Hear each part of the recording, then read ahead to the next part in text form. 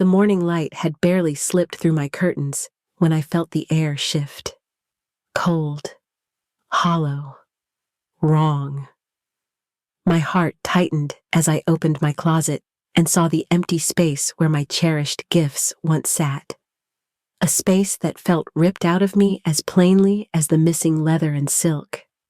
The scent of my husband's cologne still lingered on the shelf, making the loss feel even sharper, almost personal.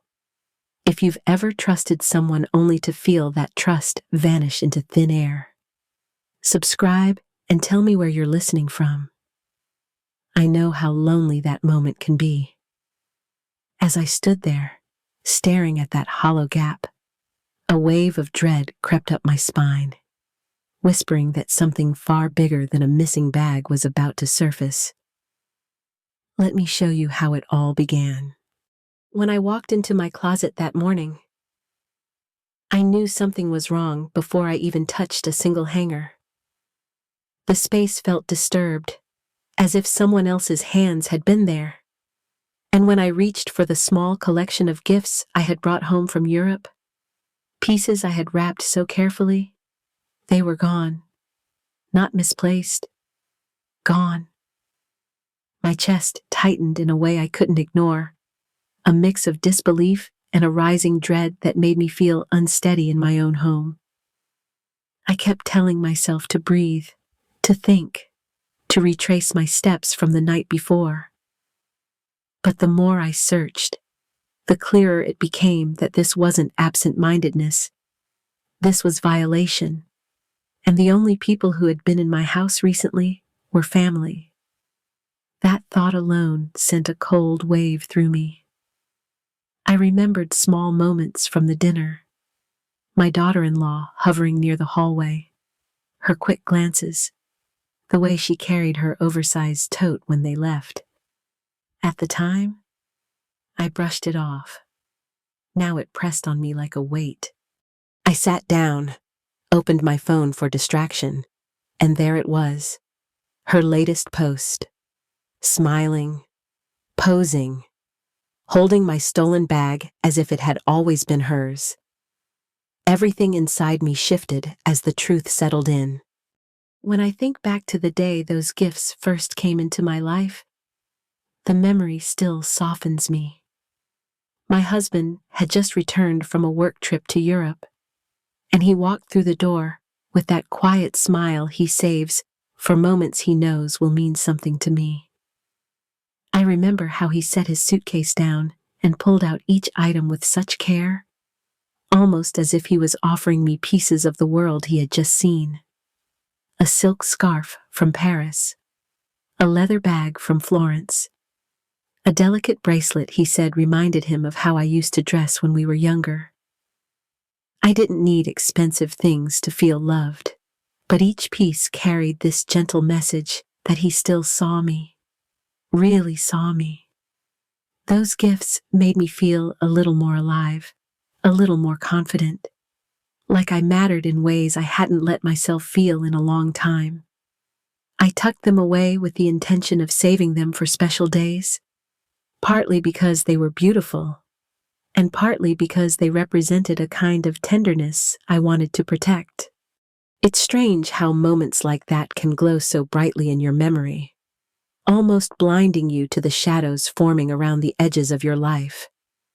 At that time, I was still trying to keep peace in the family, trying to ignore the small tensions that surfaced when everyone gathered.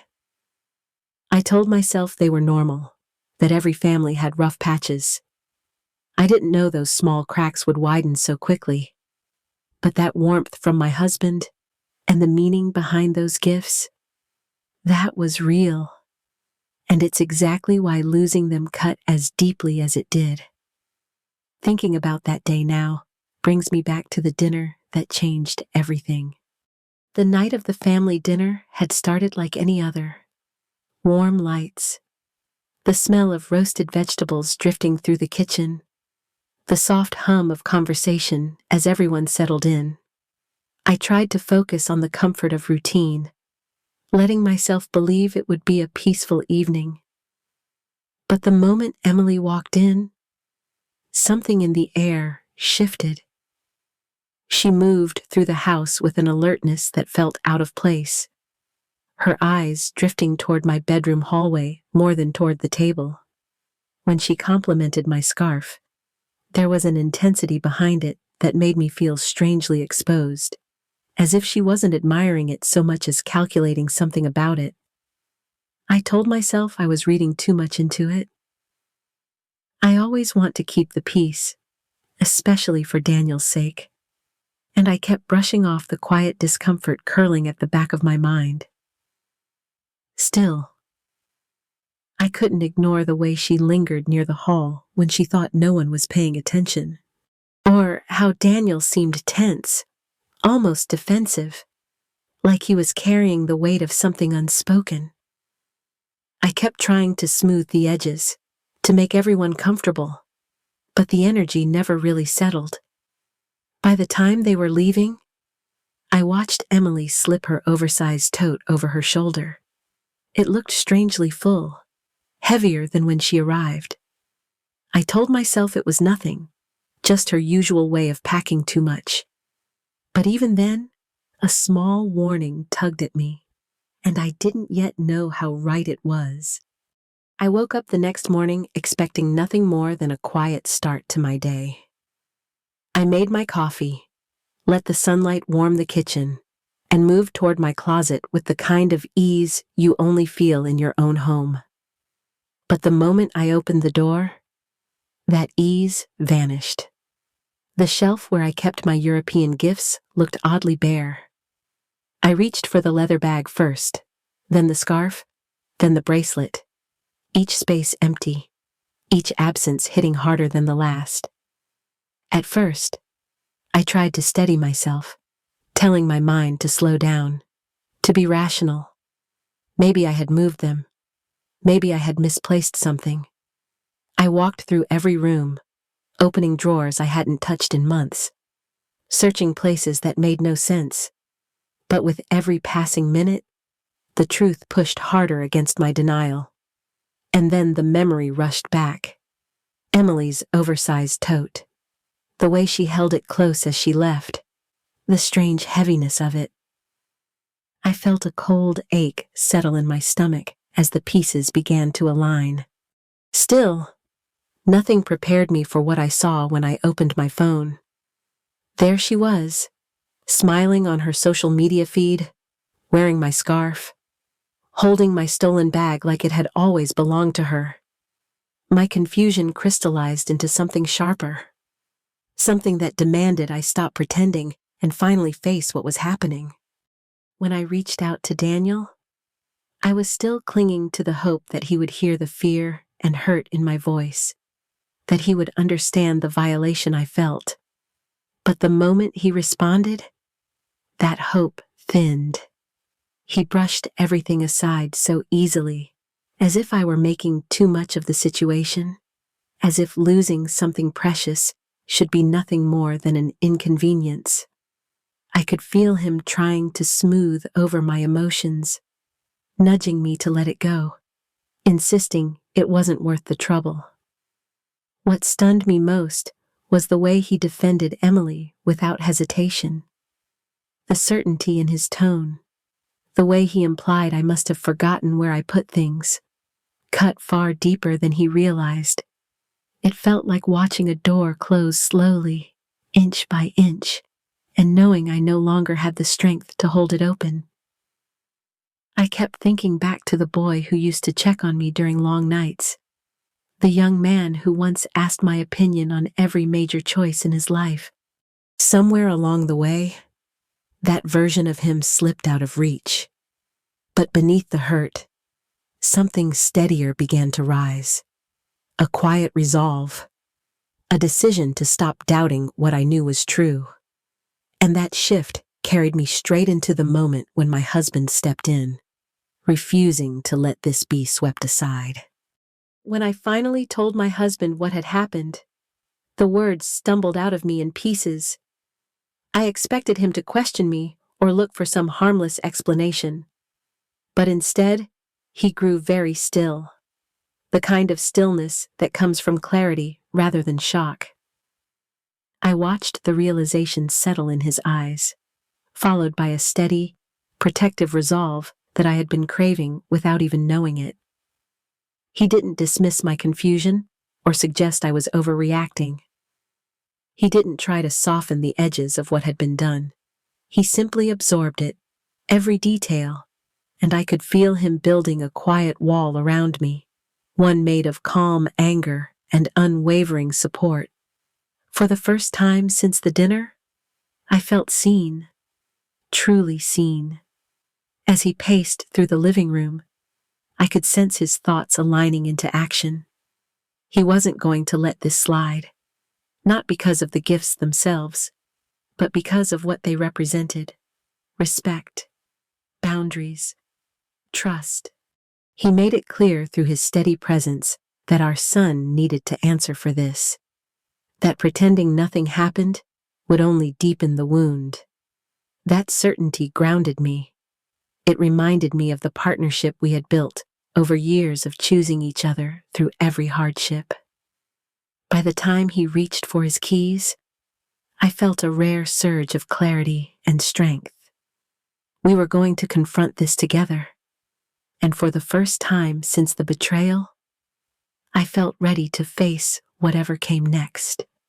My son showed up later that afternoon, and the tension walked in with him. I could feel it in the way he avoided my eyes, in the heavy silence that clung to the doorway. He set the items on the table one by one, and with every piece he placed down, something inside me sank a little deeper.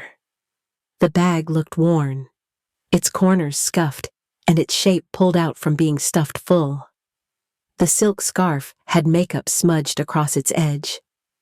Even the small leather wallet seemed tired, as if it had lived a year in a single week. He tried to smooth over the damage with excuses, brushing everything off as if none of it mattered. Through his tone and his half-hearted explanations, I could hear the same pattern I had been hearing for years: deflection, minimization, guilt-tripping. It stung more than I expected. Even in this moment, when the truth was undeniable, he still couldn't see the hurt he had caused. Or maybe he saw it and chose not to care. As he stood there justifying the unjustifiable, something inside me shifted. The heartbreak settled into something steadier, clearer. I realized I was done being the quiet one, the forgiving one, the doormat, and that clarity pushed me toward the questions I would soon start asking. Questions that would uncover far more than I ever imagined. In the quiet that followed the return of my things, I felt a heaviness settle over the house. It wasn't just the disappointment of seeing those gifts mistreated. It was the sense that the damage went deeper than scratches on leather or stains on silk.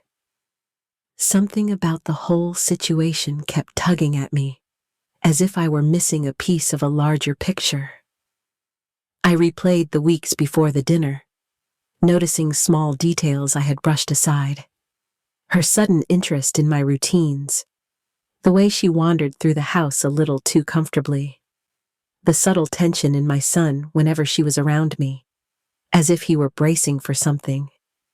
None of it seemed connected at the time, but now those moments lined up like breadcrumbs leading toward a truth I didn't want to face. That growing suspicion pushed me to reach out to my sister. As I walked her through everything, I heard my own voice shift from hurt to clarity. She listened quietly, and her steady concern only strengthened the feeling that this wasn't just carelessness or entitlement. There was a pattern here, something deeper, something intentional. By the time I hung up, the confusion had sharpened into determination. I couldn't ignore the signs anymore. I needed to understand who I was really dealing with and why my home, my belongings, and even my son had become tangled in someone else's agenda.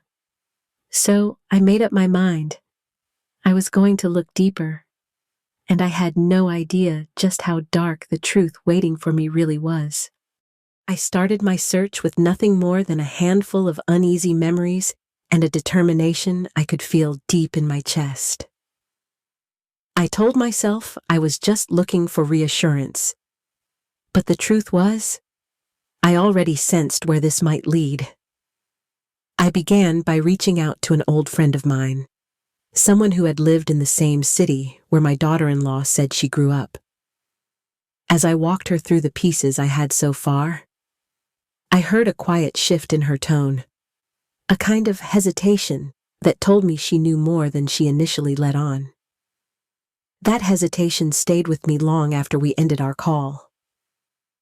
I started digging through public records, old social media accounts, anything that could help me make sense of the woman who had slipped so easily into my son's life.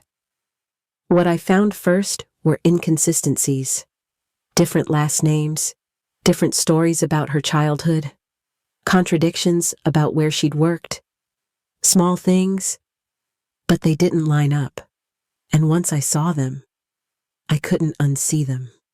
The deeper I looked, the darker the picture became. I found traces of a previous marriage that ended abruptly, surrounded by financial disputes, mentions of unpaid debts, a pattern of moving from place to place just as conflicts escalated.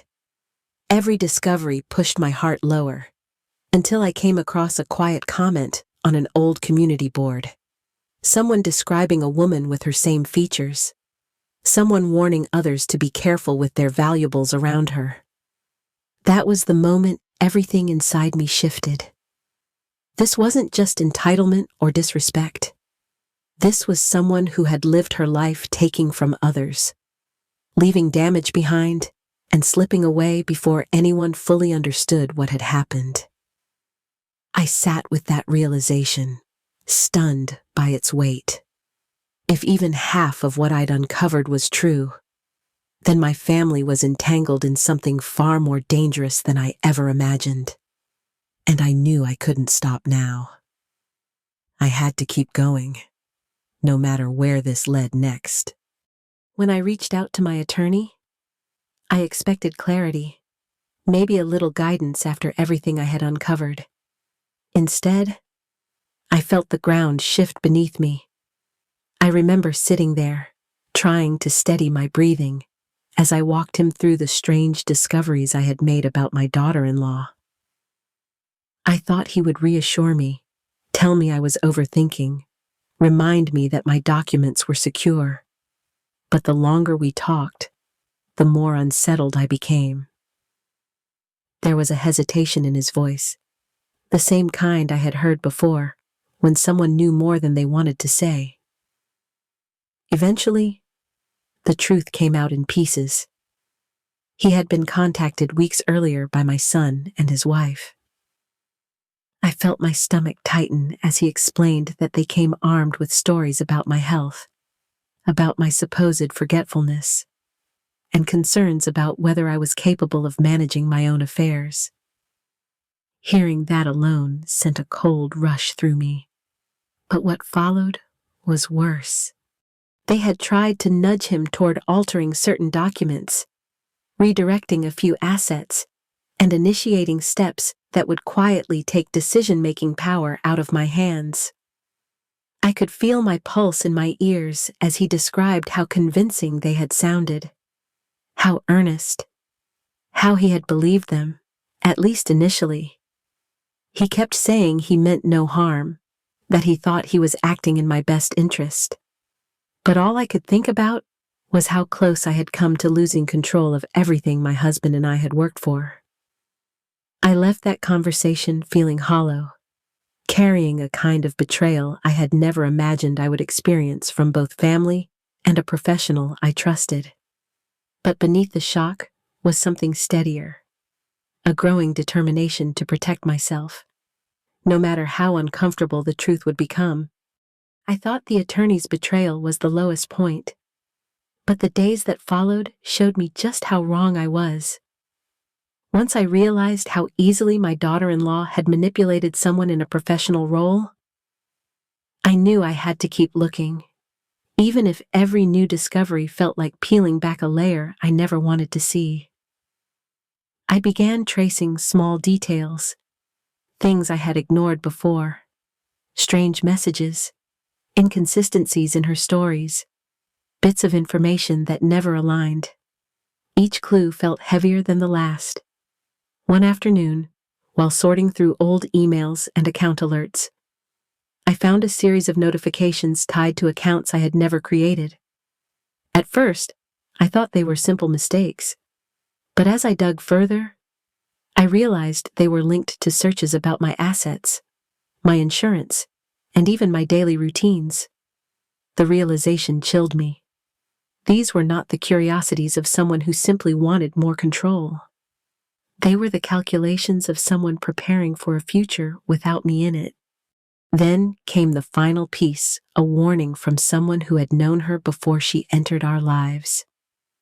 Their voice shook as they described patterns I now recognized. People whose lives had become unstable or unsafe whenever she felt she had something to gain. Hearing that, I felt my body go cold. It was as if the room around me shifted, and I saw everything clearly for the first time. I wasn't just dealing with entitlement or manipulation. I was dealing with someone who had quietly mapped out my life, my resources, and my vulnerabilities. Someone for whom my absence might have been more profitable than my presence. The fear hit me first.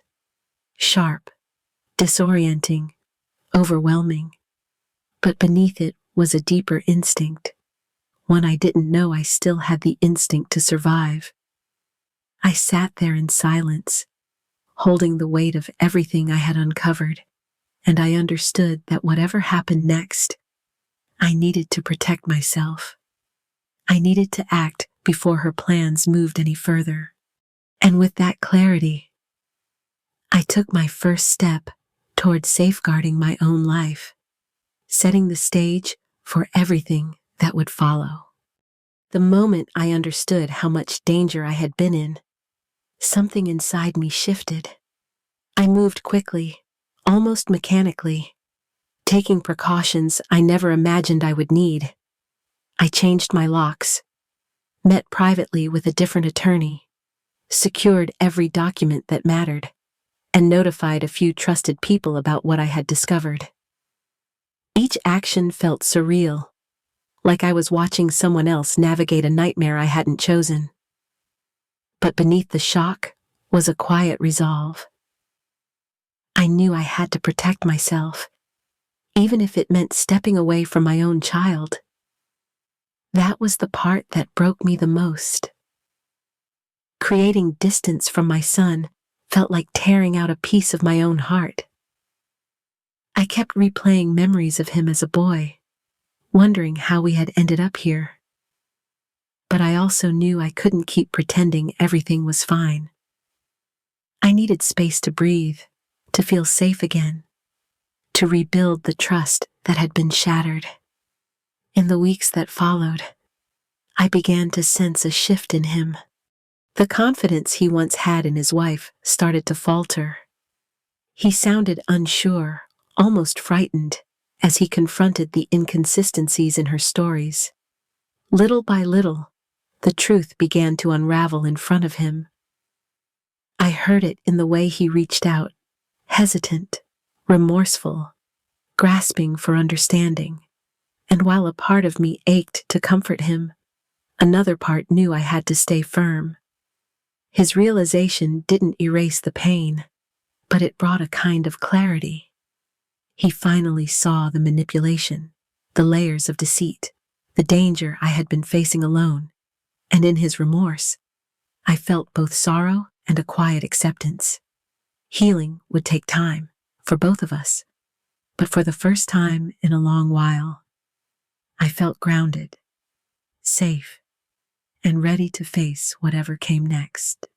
Life feels different now, quieter in some ways, but steadier too. When I look back on everything that happened, I can still feel the sting of betrayal, but I also see the strength that slowly grew in its place. I never expected to walk through something like this, especially with people I once trusted without hesitation. Yet facing it forced me to understand myself in ways I had avoided for years. I learned that intuition is rarely wrong. Those small hesitations, those quiet nudges in the back of my mind, they were trying to protect me long before the truth surfaced. I learned that boundaries are not walls. They are doors we choose to open only when it is safe. And I learned that sometimes love means stepping back, even when it hurts, because peace is worth protecting. This ordeal reminded me that resilience isn't loud. Sometimes it is just choosing to stand up for yourself one quiet decision at a time. I reclaimed my space, my voice, and my sense of worth. And even though healing is still unfolding, I feel grounded in a way I haven't felt in years. If you've ever been forced to choose between your safety and someone you love, or if you've had to rebuild trust after it was shattered, I hope my story reminds you that you are not alone. Have you ever faced something like this? I would truly like to hear your experience. Feel free to share it in the comments. I read everyone,